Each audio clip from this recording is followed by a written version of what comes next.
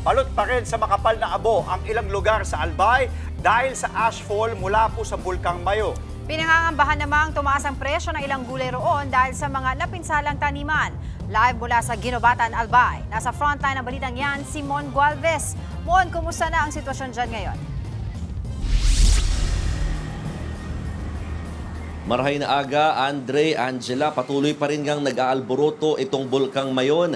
At sa nakalipas na magdamag, nakapagtala pa rin ng ilang volcanic earthquakes, mga rockfall events, maging yung tinatawag na pyroclastic density current o uson at sa kabila ng walang tigil na paglilinis sa mga apektadong bayan gaya ng Kamalig at dito sa Ginobatan, halos hindi naman maubos-ubos yung makapal na abo na bumagsak at kumapit sa mga bahay at mga lansangan. Sa bayan nga ng Ginobatan, walang patidang pagwawalis ng mga residente. Malapit lang sila sa kalsada kaya nililipad lamang ang mga abo sa tuwing nadaraanan naman ng mga sasakyan.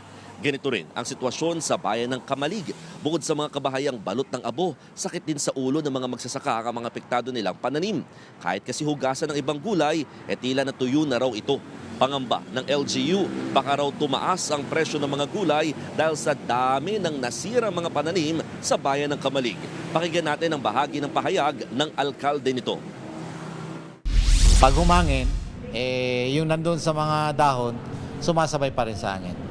Kaya sana kahit papano medyo umulan din ng medyo malakas, para yung mga dahon din malinis. Yung mga gulay natin nanggagaling dyan sa Mayon area, walang makukuha na ani ngayon doon.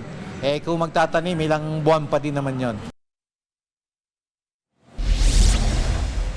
Andre, Angela, ilang saglit o ilang minuto bago tayo magsayang papawid, bumagsak naman bigla yung malakas na ulan dito sa malaking bahagi ng Albay, particularly sa Legazpi, Daraga, Kamalig at dito nga sa Ginobatan. Kaya kahit papano, nahugasan na talagang nalinis yung mga makapal na abo na binabanggit natin. Pero sa mga oras na ito, mahina na ulit yung ulan, kaya hindi pa ganun talaga totally na maaalis niya or ma-wash out niya yung makapal na abo na kumapit sa mga istruktura, halaman, maging dito nga sa mga kalsada. Kaya naman dahil din sa ulan na ito, nabalot na naman ng ulap naman itong nag-aalboroto pa nga ring Bulkang Mayon. Hindi makita ulit yung pinaka bunganga or crater ng naturang Mayon volcano. At sinasabi ng FIVOX, hindi pa rin do inaalis yung posibilidad na magkaroon pa rin ng massive at destructive na explosion mula rito.